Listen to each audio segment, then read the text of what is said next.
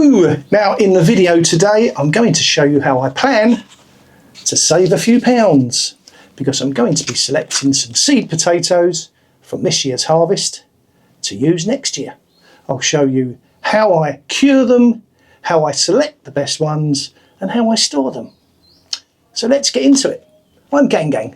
Welcome to the channel, Gang Gang and Peanuts, 2 peas in a pod. Now, first things first, when I dug these potatoes up, they were very moist and the skins are very thin. They were also covered in mud.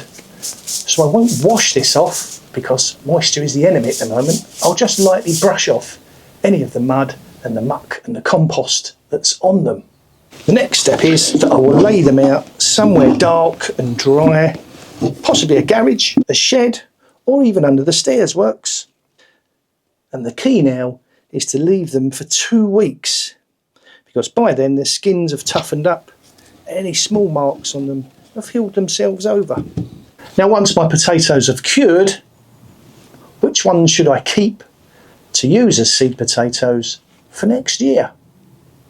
Now when I'm choosing which potatoes to use as seed potatoes next year, there are a few very important things I need to get right. And the first one is size. I don't want a potato that's too small, because it won't have the energy to produce a decent potato plant next year. And equally, I don't want one that's too big, because I think these are the potatoes I should be eating this year. I'm also looking for potatoes that are blemish free, such as this one. That one will be no good to use as a seed potato. I'm looking to make sure they look like they're clean, they're not diseased, and also I don't want one that's beginning to try and sprout. So once I've selected the ones that I want, I need to store them. Let me show you how I'm going to do that. Now to store your potatoes, you could use a paper bag, an egg box, or you could use a breathable box with air holes in the side so that it gets good airflow. Now what I'm going to do is I'm going to wrap these in paper. This is just brown paper that's used for packaging.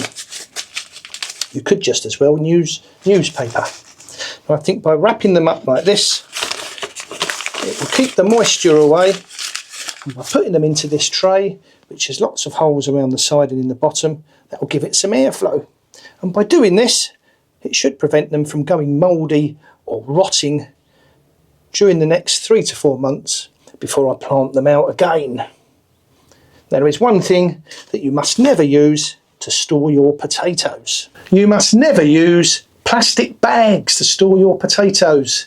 This will encourage the potatoes to sweat, and that will bring on the rots and the moulds. And when you go to plant these next year, you'll have nothing but a plastic bag full of mouldy potatoes. Never use plastic bags. So that's the potatoes wrapped in paper, popped into this box, which has lots of air holes, and that should keep good ventilation around these potatoes. The only thing I need to do now is to pop them somewhere dark, somewhere cool, and somewhere dry. At some point in the future, I will want them to chip. And if you want to see how I do that, click on the subscribe button and come along and join the channel. Excellent. So there we are, from this year's harvest to next year's seed potatoes. And by doing this, I've managed to save myself quite a few pounds. I'm not just growing potatoes, I'm growing treasure. Thank you very much for watching. I'm Gang Gang, this is Gang Gang and Peanut, 2 peas in a pod, and as ever, until next time, take care, bye.